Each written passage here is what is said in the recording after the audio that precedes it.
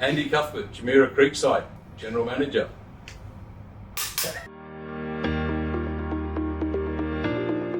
Andy, thank you so much for having us down to Jumeirah Creekside. Thank you. Pleasure to sit down with you. Thank you very much. For people the very few people watching and listening who don't know who you are, I'd love to just get a sense of, we like asking this question, the very first moment you stepped into the wonderful world of hospitality. Bring us back to that moment in time. It would have been roughly, I don't have stories about my grandmother cooking, my mother, all this sort of stuff, yeah. My mother was a kindergarten teacher and my father was a motor mechanic and ran a service station, so definitely not in the hospitality field.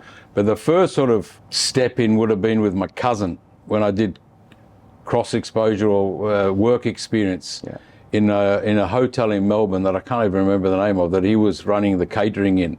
So that was sort of with the chefs and chopping watermelon or doing whatever we did. That must have been when I was about 16.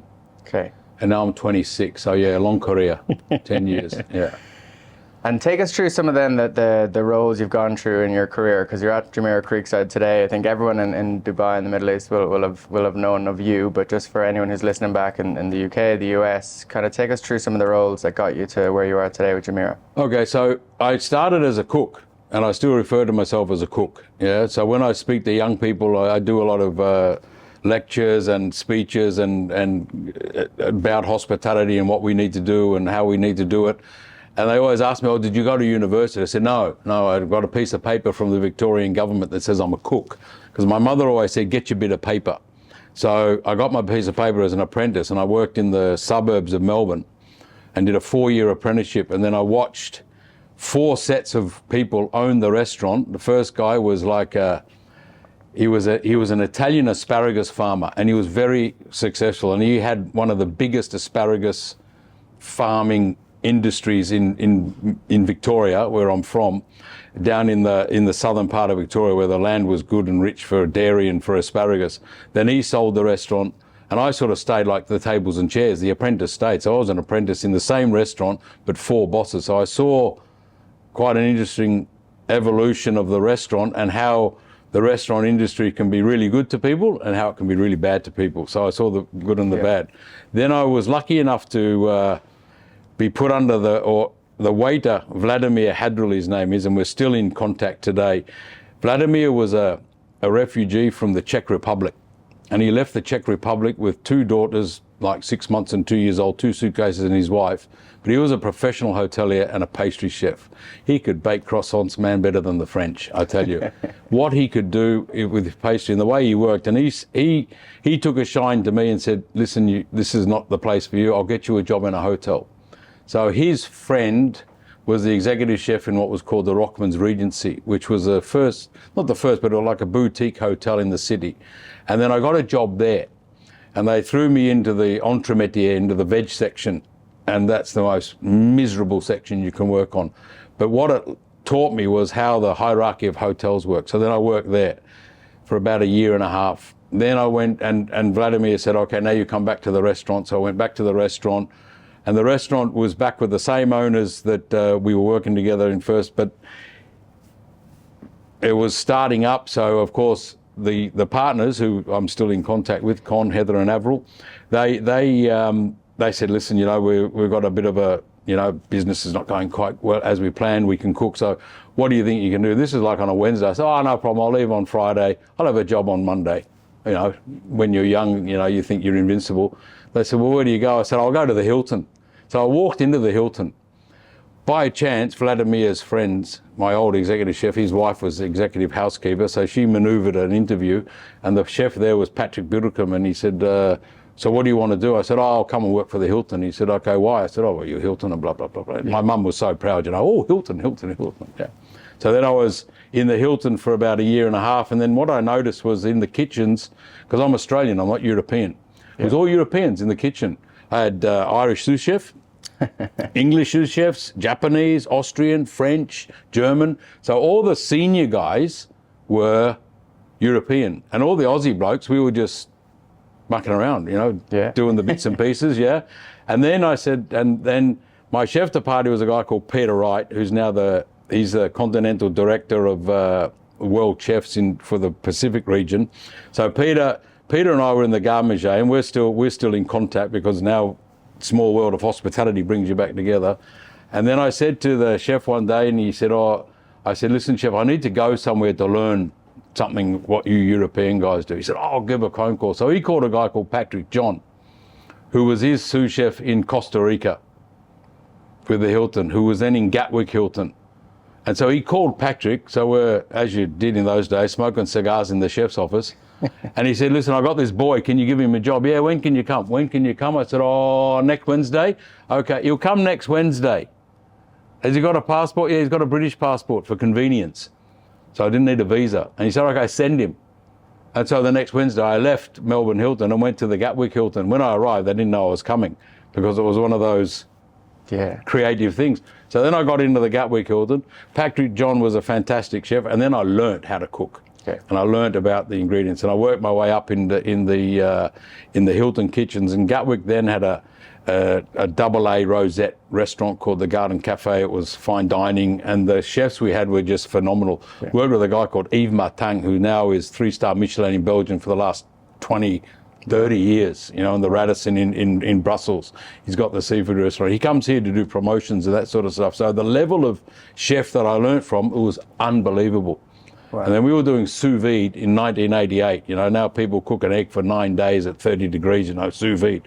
Now we were doing it for what it was worth back then in production and that sort of stuff. So I learnt so much when I went to the UK. And then by chance I said, okay, time to leave England. And there was a position available here in the UAE, in Dubai, at the old Hilton at the Trade Centre, where Jumeirah's now got its Jumeirah Living Tower. So, and at that stage, did you know the UAE? Was it well known? No, I had no idea. Where is this place in the world? Yeah, because I worked with some Sri Lankan guys who had worked here before, and they were with us in England. Okay. And I worked with some of their mates in Australia in the Melbourne Hilton. And then they said, listen, go to Dubai, it's really good. Oh, okay. Why? No, it's really nice. Okay, I'll go to Dubai. And I happened to get the job. So there was a Swiss guy, an Austrian guy, and the Aussie guy. And I managed to get the job because my chef then called the chef here who he'd done an English promotion in Abuja, in Africa. And so he said, okay, send him over. So I actually managed to get a transfer in 92 and arrived here as a sous chef in the then Hilton Hotel. Okay. And then it just escalated. So it was all through contacts. Right. And every time I had somebody, when I was in Culinary College in Melbourne, I went to the TAFE College. Bernd Duber was my lecturer. Bernd Duber was also the lecturer of Colin Baris, the chef, the famous Australian Greek chef. He was also the lecturer of one of the executive chefs that ran Atlantis for a minute. So small world. So Bernd Duber, he's now in his 80s, but we're still in contact with him because he was another one that sort of guided us at school as well. He would tell these stories about traveling the world, and he came to Australia in early 60s when the Beatles came, and they worked at the Sheraton, and he happened to work with one of the owners of the restaurant that I was in the apprentice. So it's all about connections. Yeah. You've obviously traveled a lot, and then you had great connections that allowed you to go to the next place. If you were speaking to someone who's, let's say whether they've graduated from a hospitality university or not, it's somewhat, regardless of that, if they're starting their first job tomorrow, what would some of the lessons you'd pass down to succeed in the industry of hospitality? Because while it's big, it's quite small, right? Yeah, I mean, take every opportunity that's afforded to you. So I took the opportunity to go from a restaurant situation to a hotel situation, learn hotels. And then I had the opportunity to be taken under the wing by someone who guided me and helped me. Always remember that when you go up the ladder as well, help as many as you can, yeah? And then it's just taking the opportunity and be patient. Do not be impatient. I know the young people today, they want everything now, yeah? Why can't I be whatever position? Okay, the world's changed, I get that, yeah? But sometimes you have to do the boring, repetitious jobs, especially in culinary, and being a waiter. It's the same. Serve clear, serve clear. But then you might get an opportunity to learn about wine. You might get an opportunity as a chef to go to Basel for a 5-day training course like I did in Europe, because the chef said, well, he's not too bad. We need to encourage him. So I took the opportunity to go to Basel and learnt from Franz Cooney, who was the chef in Basel Hilton, all about cold kitchen, garde manger, foie gras, smoking salmon, gravlax, all these small details of how to be a better chef. So just take the opportunity and work damn hard, because hospitality, it's a service industry. You're always going to be there to serve. Yeah. Doesn't matter what you are. I refer to myself as a waiter now when I'm with my guys. My chef mates call me a traitor because I wear the black jacket, not the white one. But hey, what to do? It's okay. But the opportunities that we get, I believe, are no one can get the opportunities we get, because you meet so many people. Yeah, for sure. And be involved. Get yourself involved and make sure that you help and guide other people as well. And then they will give back to you. We're sitting in Dubai right now. I think it's, I've just come off a few weeks of traveling across the US and Europe, and you come back to Dubai and you realize how fortunate and lucky we are that hospitality is such a central part of our life. Like if people go for a dinner, it's usually in a hotel. If they go to the beach the weekend, it's in a hotel. We're very lucky that our lives revolve around hotels. What would you say, like over the last, and we figured out via some very tricky maths that you arrived in Dubai 2 months before I was born. Yeah. So in those 32 years in this great nation, like what are your fondest memories? And then why do you think we're so lucky with hospitality in this region? When I arrived, there was only there was the Hilton, the Sheraton, the Intercon, and the Hyatt over on the other side of the creek, and we were on Dubai and Dira side. Then we down the road there was a Metropolitan, and then there was this obscure little hotel called the Dubai Park Hotel, which then connected the Hard Rock Cafe to. And then there was something very far away, which was like going on a holiday or a day trip, called Jebel Ali Hotel. If you went to Jebel Ali, it was like, right, got to pack my suitcase, for a day's travel, But when I came here, I really didn't know what to expect, But I was very lucky to come here so early, and then through the time I was with the Hilton, and then all the different things we got connected with, And then in the early days when brand Dubai came out, by then I'd started to work with the Culinary Guild. And so DTCM, as it was known back then, would ask the Culinary Guild and all the hotels to pull together to do summer surprises, to pull together to do the shopping festival. So we were doing the longest cake in the world. I don't know if you've ever heard that story.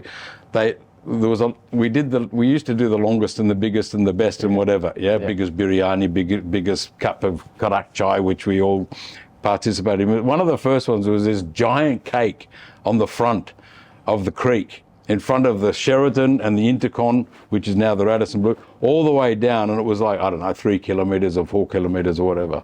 It was massive, this cake, and we all had to pitch in, Unfortunately, some bright spark decided to tell everybody there was 10 keys to 10 Lexuses hidden inside the cake.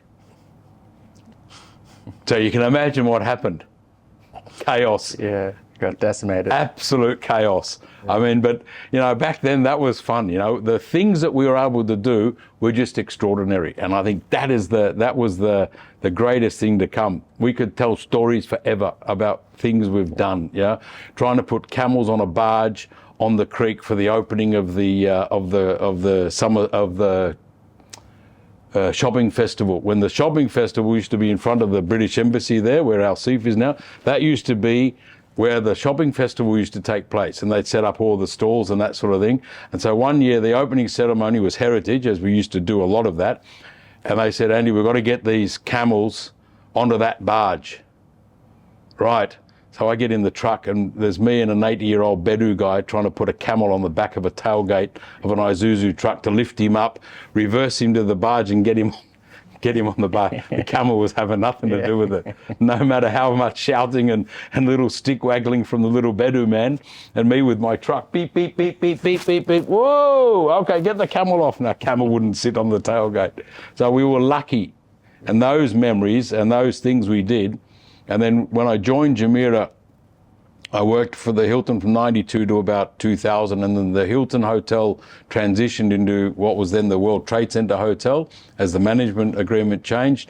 Then I had the opportunity to work in Emirates Towers Hotel. So I joined Emirates Towers Hotel in late 2003, and by that time we were doing huge outdoor catering. We were doing ladies' weddings for 5,000 people in the middle of our lane. We would do the royal parties. We'd do the gala dinner for the air show. We were doing huge things. Camel racing. The last big camel race we did was down in Nador Shiva, which is now that's all residential now, where the old camel track was, and we had the 7 rulers in front of us. So we used to cater that level. So that was those things you don't get to do anymore. And it was in traditional huge brass trays on the floor. Wow. And all the Emirati food was there, from chami to kubz khamir to the dates to the asal, to everything was there. And then we would, after we'd serve all the highnesses, then we'd serve all the camel jockeys and all the camel keepers. So, and to go in to do those experiences, you don't see that much anymore. And then as I worked in Emirates Towers Hotel, so Emirates Towers Hotel, it's like everything evolved in Dubai around hospitality. Everyone went to hotels, as you said, yeah? The Intercon, the Meridian, and the Sheraton. These were big hotels with lots of food and beverage. The Chicago Beach Hotel, before it was the Jumeirah Beach Hotel, had multiple restaurants. So we built big hotels with lots of food and beverage. And then something called Century Village came. Was the alcohol license back then still at the hotels? Was that only in the hotels? Only in the hotels, yeah. So you could have the alcohol license in the hotels, in like the private clubs. So the golf clubs had. Okay. I think NASA Leisureland had. So the country club. So some of the private clubs, they had alcohol, but on the street and all that, not allowed. Yeah. No, there was no standalone alcohol places until they opened Century Village. So Century Village was the sort of first migration 22, 23 years ago out of hotels. So the Century Village, Irish Village, and all those was the first go-to place for the non-hotel style standalones. Then we built Wafi, and then Wafi opened all those very cool restaurants. So you could see it already starting to shift. And then when Emirates Towers opened with its 19 outlets, and the Boulevard, we had the Agency Wine Bar, we had a three-in-one Japanese, we had Scarlett's. Scarlett's was just a riot. It was a very nice luncheon place for the business people of the thing, and then in the evening times, it turned into a young people's haven. It was just brilliant, Yeah. And then we had Views Restaurant on the very top. So Emirates Towers was that. For me, it was such a learning experience, because I got from a cook in Melbourne to running the food and beverage operation of then the best business hotel in the world, second in the world always, to another one that was in Singapore somewhere. And the things that we were able to do, everything was possible, yeah? And we were doing Chateau Margaux dinners where we'd spend an exorbitant amount of money on wine, but just to get the winemaker, and it was the first Margaux dinner in the Middle East with the winemaker out of the chateau. So always trying to do the first, yeah? Wow. Then we started to build, and we were doing multiple things for outside catering. So our claim to fame was always first to cater. Okay. So we did the first function on the Palm Island. We did it on the trunk. There was the trunk and the crescent. And we did Living the Palm experience for 70 home buyers. And we set up with a Maharaji band and a Russian dancing troupe and buffets and volleyball courts on the middle of the island by boats. And what was on the Palm at that point? Sand. And a little man with a generator, and us. That was it? With the Maharaji band. Yet. It was just the trunk and the crescent. Wow. And then we could only access by boat. And I can tell you a story about when we went to visit the island, where me and my boss. Tunnel yet? No, the underground tunnel was there, but we went by boat. Okay. with a Cuban marine biologist or engineer with his cigar, little guy on a boat, and my boss, he was always on the phone. And so we pulled up at the side of the jetty to do a site inspection. So me and the boss, and so I'm walking around where we're going to put everything, and he's on the phone. And then when we're leaving, he put his foot, and he was big fella, bigger than me, which is a surprise. And he was on the phone, and I was on the phone to the then finance guy of Jumeirah. I said, listen, I'm out on the Palm Island. He said, but there's nothing there. I said, I know. I said, but we're going to bring our colleagues and we're going to bring staff. What about our insurance and that sort of stuff? We've got life jackets. What else do we do? Can you check our insurance? Yeah, okay. All of a sudden I hear splash. And the boss had put his foot on the boat, and the little man who was meant to have tied the boat up. So here's the boat, here's the jetty. He'd only tied the front. So boss is standing at the back, 1 foot on the jetty, 1 foot on the boat, and the boat went like that. And in went boss on the phone. And I'm on the phone to this guy. I said, listen, boss is in the water, got to go. Put my phone down. ran to the side of the jet, and then I see this little face looking up at me from under the water. And it's a big bloke. Hauled him up, dropped him, whoops, and then the propeller's going, the Cuban guy shouting, the little Indian driver, he's trying to turn the motor off, and so we did such crazy things, Amazing. Concrete pouring at the Burj Khalifa, you name it, we were there, and those sort of things you get once in a lifetime. But when you drive up Sheikh Zayed Road now, or you're driving around, do you kind of look around and does it still blow your mind, or was there a year that was like, this is the year? Or did it just every day kind of momentum? 95, 96, around then it started. Because when I came, there was only Defence Roundabout, which is Burj Khalifa, but downtown, as people call it now. Rashid Building, Toyota Building, White Crown Building, and the foundations of the Crown Plaza. And then the three apartment buildings for the trades. That was it. 2 lanes, flat roundabout. The Wilson Building. The Wilson Building was across the road. It's still there. That's where our girls used to live from the Hilton. So that was our female accommodation. Our accommodation for our boys was where the Trade Centre is now, where the new 24-hour hotel is, 25 hotel. That was our that was our accommodation, or Zayed Hall or whatever was our executive accommodation. But whenever, so whenever you drive up Sheikh Zayed Road, it's just unbelievable. Does it blow your mind? Yeah. I mean, when you count how many lanes there are, then it was 4, now it's 8. And when you look at all the other roads, they've just added another lane to Al Khail Road. They're now building another connection and another connection. Yeah. And the amount of construction is just unbelievable. Then there's little bastions of the old still there. The Paragon restaurant is still in its original location at Barsha Heights. Now the Paragon is like Ravi's and like Usted and like, what are the guys in Sindh Punjab. So the Paragon restaurant is a little Indian restaurant where all the taxi drivers go. And it's at the old, I think it was called Oasis Villas. It's on the corner where the Saudi hospital is and the Barsha Heights, and you've got the Millennium. Yeah. It's still there. And those villas are still there as well. And those villas were out of town. Yeah, but you have to drive past the Paragon and it's full every day still with the taxi drivers. But it's unbelievable, the amount of construction and what's happened over the years. I mean, we used to go to Satwa to the bakeries. I think there's 1 bakery left in Satwa. So in Diafa Street. So Diafa Street, now it's called, not Mustaqbal Street, it's now called Etihad Street or whatever, but Diafa means hospitality in Arabic. So Diafa Street was the hospitality street in Satwa, because the Café de Paris was there, and it was a nice little shopping precinct, yeah? So all those things have changed so much, yeah?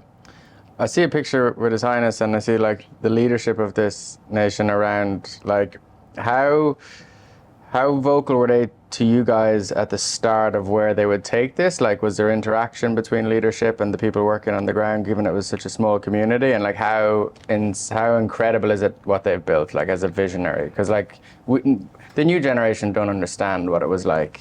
Yeah, I mean, is it through DDCM, through the economic department, through the Chamber of Commerce, that's how we as cooks got involved, with the vision. The vision was brought down from His Highness. But at a company level, when the founding president of Jumeirah, Gerald Lawless, was asked to come on board, then it was very visionary. So he was, of course, totally aligned with His Highness Sheikh Mohammed bin Rashid Al Maktoum, Sheikh Ahmed bin Saeed. So it was all about what are we going to do, not for tomorrow, but for the future generations.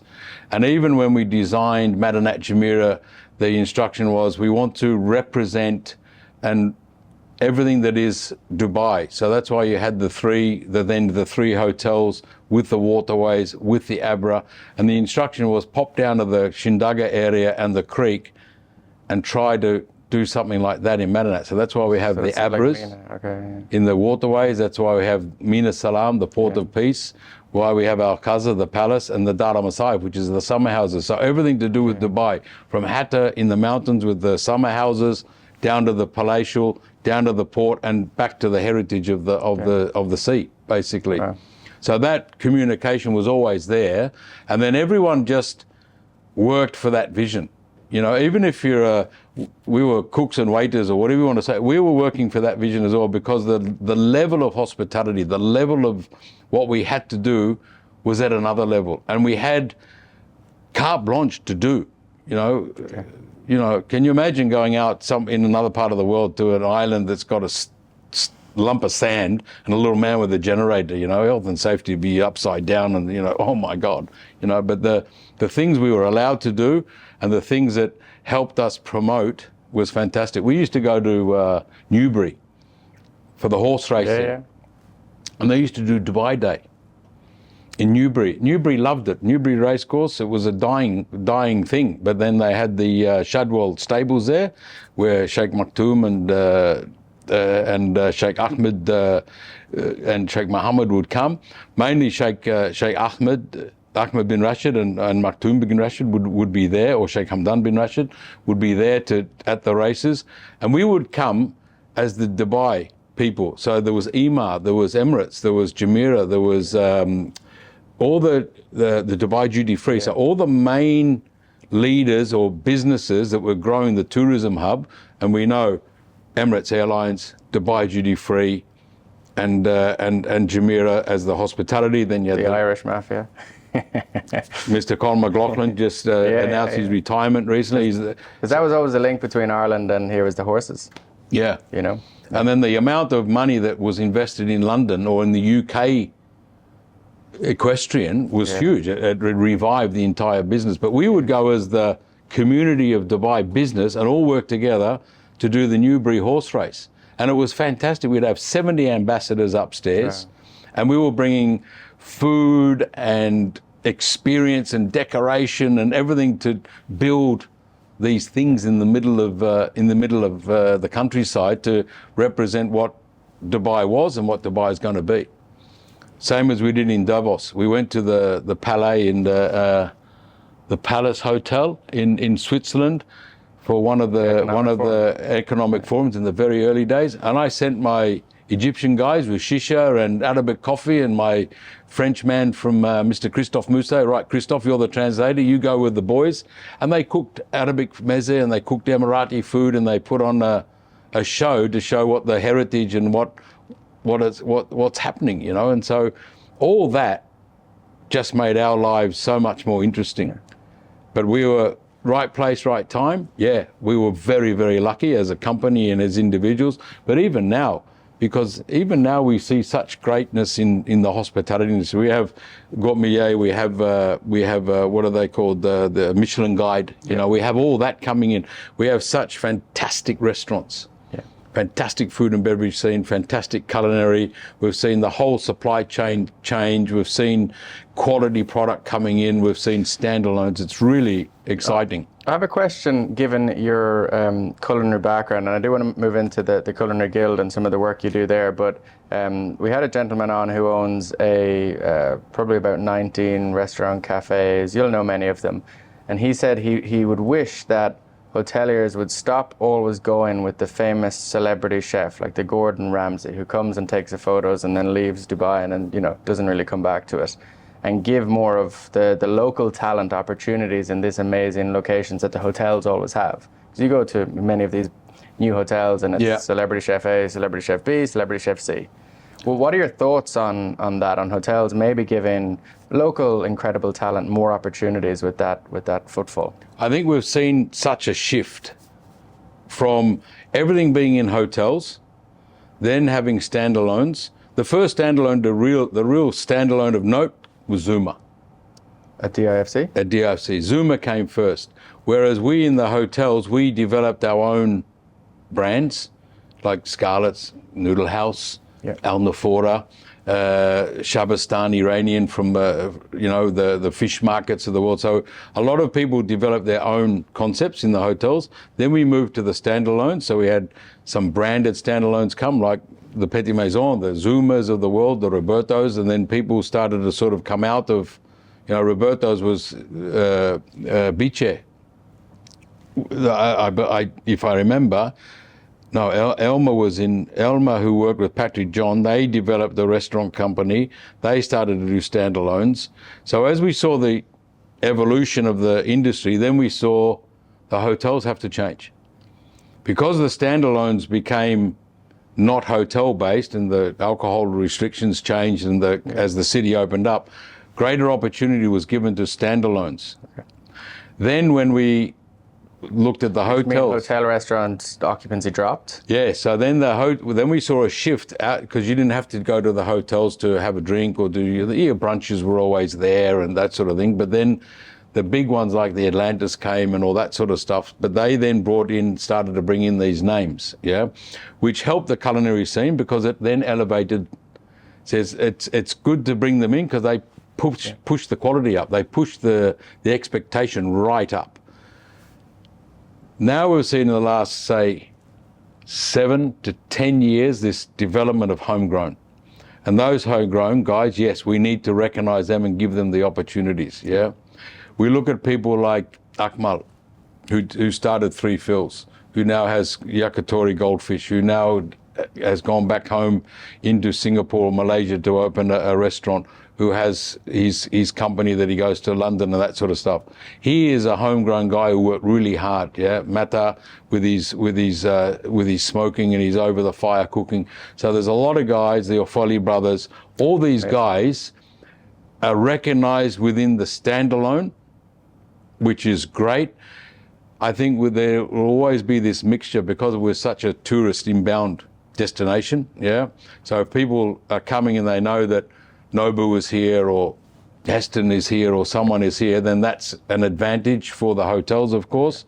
But I think if we can focus more on the homegrown guys, 100%. Okay. And not to forget Ravi's, Sin Punjab, Paragon, all these guys that have been around for ages, which no one remembers or no one knows about because there's such good little restaurants everywhere in town as well. So I have a walking trip that I do myself, and there's a couple of Indian restaurants I go to down in the back streets. Or you go and you go into the gold souk, you go in behind the gold shops, and you go and watch the guys in the silversmiths, and you sit and have a samosa and a chapati and some dal with the goldsmith guys, and you ask them how they make the gold. Because in the back of the gold souk is where all the good stuff is. In the front, your wife wants to buy the gold, but you go in the back, you see them making the gold. Yeah, right. So there's these little pockets of hospitality that we're starting to forget. But recognizing the local talent, I think it's improved immensely in the last 5 to 7. We've got great people like the food diva, Samantha, who really talks to the community in an honest, true voice of what the hospitality is. We've seen Gates Hospitality, name my dad and the guys. We saw Nick and Scott. Nick and Scott came out of the Hilton with the Gordon Ramsay. With Gordon Ramsay's hotel, the restaurant that was in the Hilton on the Creek, which is now a Ratana. So Nick and Scott, they set up Folly, and they did all that. So they were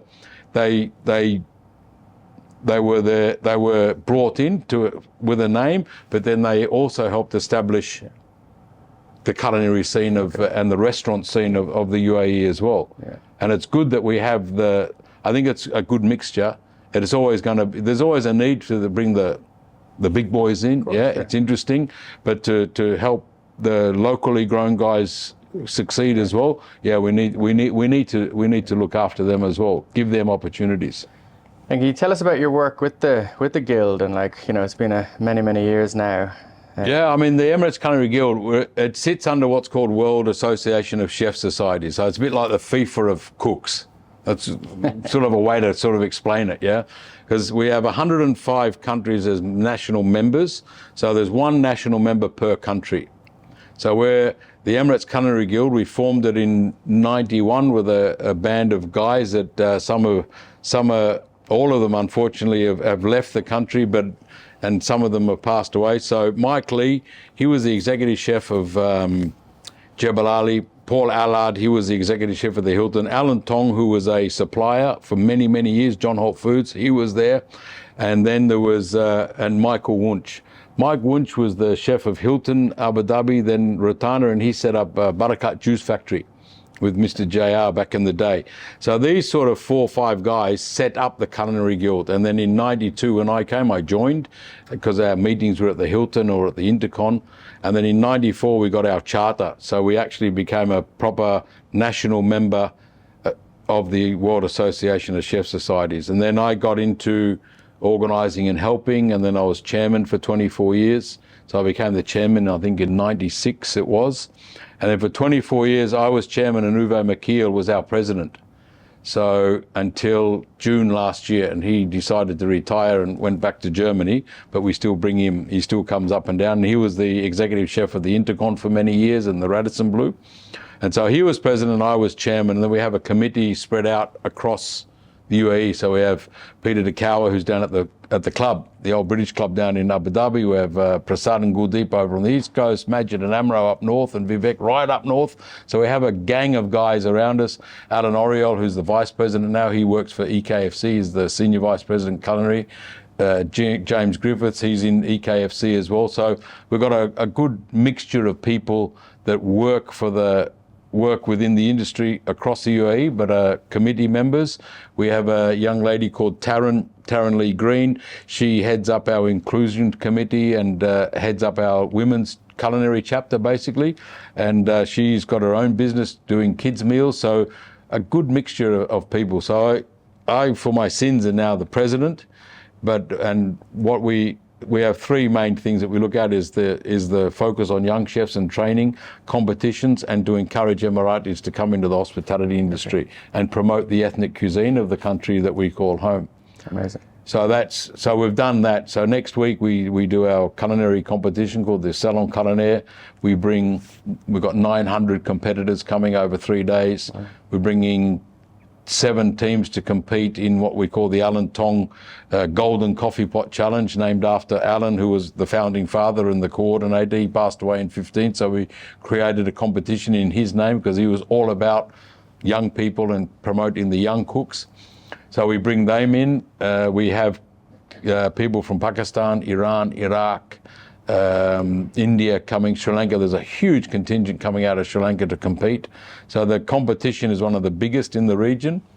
And then also as being president, I'm also the World Association's continental director for the Middle East region. So I look after Africa and Middle East. So we have 7 continental areas. So that's on top of that. And then in October, we have our Congress, and I'm the Congress chairman for World Chefs. So I've been Congress chairman since 2015. So I've done Greece, in Thessaloniki in 16. Then in 18, we were in Malaysia. In 20, we were meant to be in St. Petersburg, but there was something called COVID. So we did an online version. 2022, we were in Abu Dhabi. And in 2008, we'd actually did our first Congress in 2008 at Trade Center when we were young and fearless. And we said, we'll do the Congress. And so we brought 1,000 chefs internationally to do, and they still talk about what a great show it was, because back then I was in charge of Emirates Towers Hotel and I had great support from the company, and we put on this extravaganza in the desert, 4 belly dancers and fireworks and the big show, and it was, the chefs, they just got blown away. We dressed all the ladies in abayas, all the men in dish dash, that old Arabian Adventures style. We did it with Peter Pyatt back then with Arabian Adventures. So that we did in 8, and so I became Congress chairman as well. So now we're 2022 was in Abu Dhabi, which was great. Tough one because everyone coming out of COVID, still the restrictions are on, but we said in true UAE style and Dubai style, no problem, we will do it. Don't worry, we'll be okay. And then now we go to Singapore this year. Amazing. And I'll run as president for the next 4 years of World Association of Chef Societies, because I don't think I'm busy enough. Oh, congrats! I was going to say. Yeah, so we'll do that. So I put a team together from around the world that we'll bid for the presidency. Okay.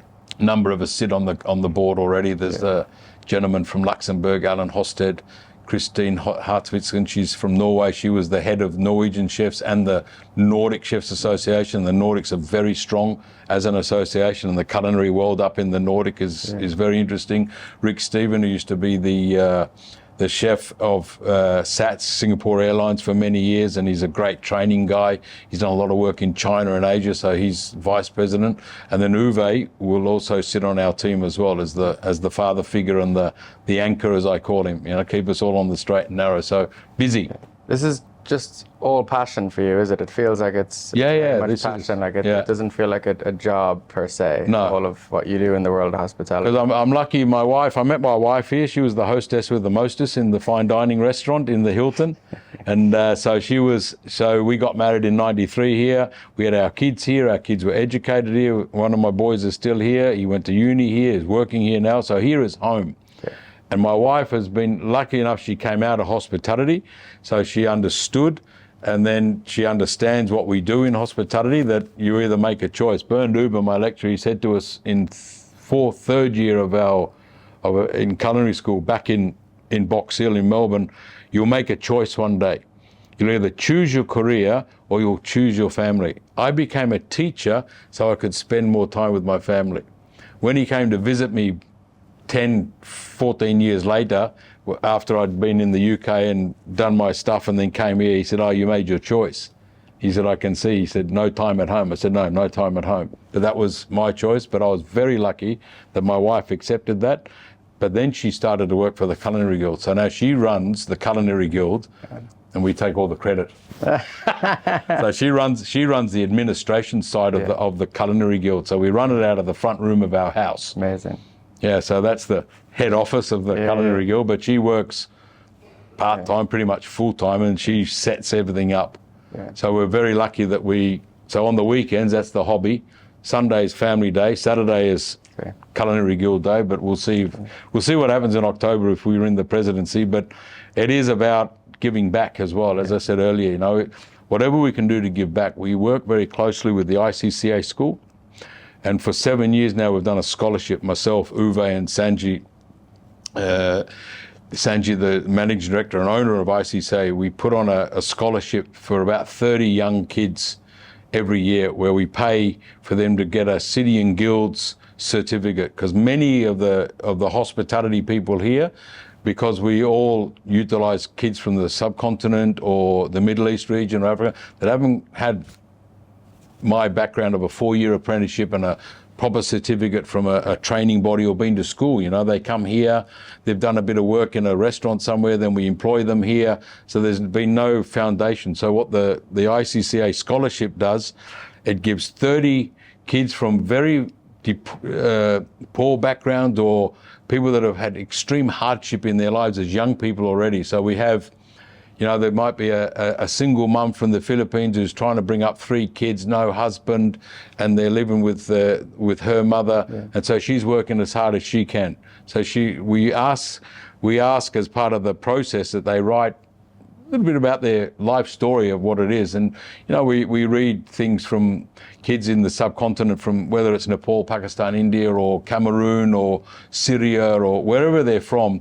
You know, my father was in agriculture. He was a farmer, and then the tractor ran him over, and so he broke his back and he couldn't work. And mummy is a housewife, but I got 4 sisters.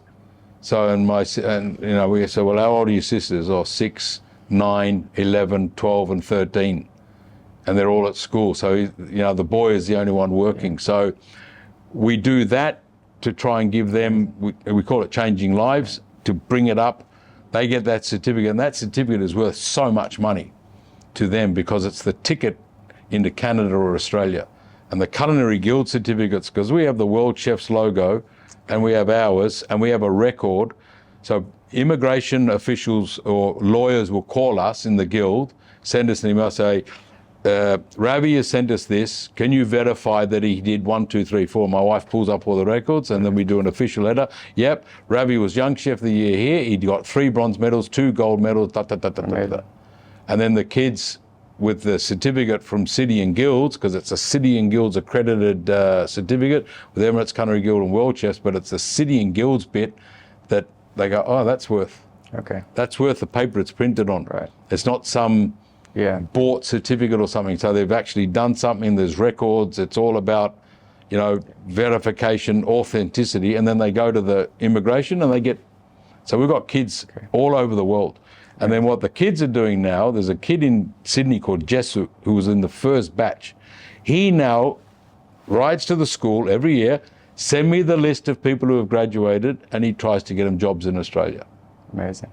And that's how he gives back. So when we do that, that's why it's the passion. That's why we do it. Yeah. We do it for the young people, give them the opportunities that we had these opportunities. They don't. Well, congrats on all of that. Thank you. Yeah, it's good. Dubai was home, and I just want to finish up with one or two questions. Does that mean is Jumeirah as a group, you were there since the Emirates Towers days? 20 plus now.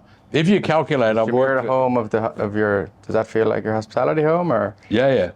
I mean, I worked for Hilton, and I was proud to work for the Hilton, because when I worked for the Hilton was the leaders of hospitality then, especially in food and beverage, with the head office in New York. So it was incredibly inspiring to work for the Hilton people, and the quality of everything we saw and the quality of the people that I worked with.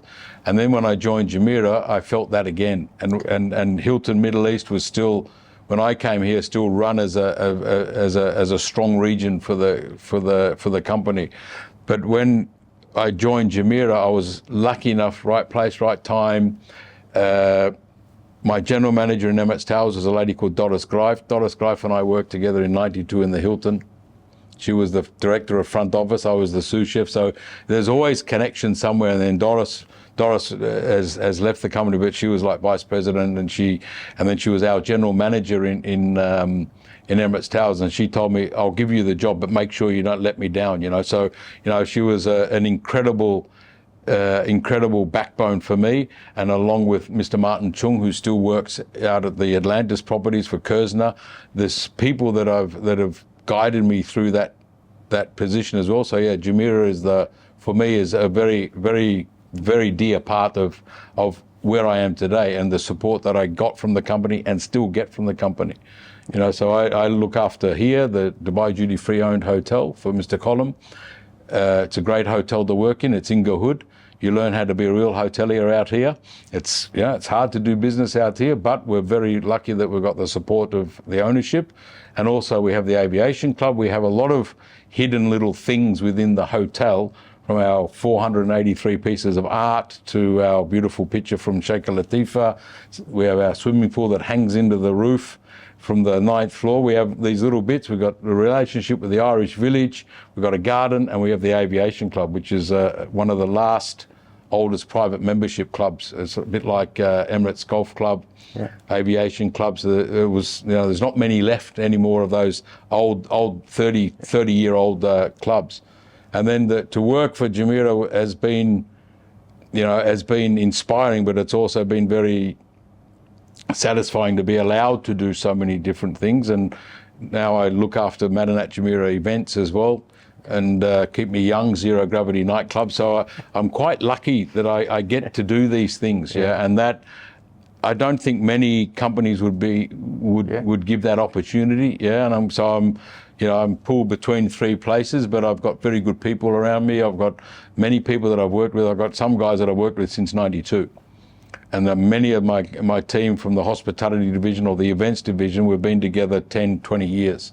Yeah. So there's a lot of trust, and there's a lot of understanding between what we do. And when you run big events, you have to trust your people. You cannot do everything. You can't micromanage. Yeah, we used to run Nado Shiba before we built Maidan. We used to do the whole lot. And then we used to do the whole lot of the Maidan Race Club. I remember in 2010 when we opened the first World Cup in the new stadium. They had Elton John, and I sat in the gallery after all the sheikhs left, because we did the service. I was in Bubble Shamsin, so we were doing the service for the royal family and for the highnesses. And then they all left after the horse race, and then Elton John came in. So me and my PA, then we sat down in the front row. The magic window was down. I said, right, 3 songs and I'm going home because I'm tired. So we watched Elton John for 3 times and off we went, So we were lucky to do all that huge things with the great support from the company. We used to run 4,000, 5,000 people on the race day. Yeah. 74 different locations, 74 venues, from a table d'hôte restaurant to the 10 people in a small boardroom in a small suite. So those sort of opportunities and those sort of things that we've done there, that's what makes Jumeirah, for me, the hospitality company of the country, or of Dubai, just like Emirates Airlines or Dubai Duty Free. We're one of those people that help bring up the entire hospitality industry together, inclusive of the vision of DGCM, or now DET, and of course the continuing vision of His Highness and his sons as well. So we're very lucky, very lucky. And listen, I've really enjoyed this. I feel you could write a book on your stories if you've not already written. No time to write a book. But thank you so much for sitting down. Thank you, sir. Appreciate it. I've really enjoyed it. Pleasure. Thank you very much. Yeah, thank you.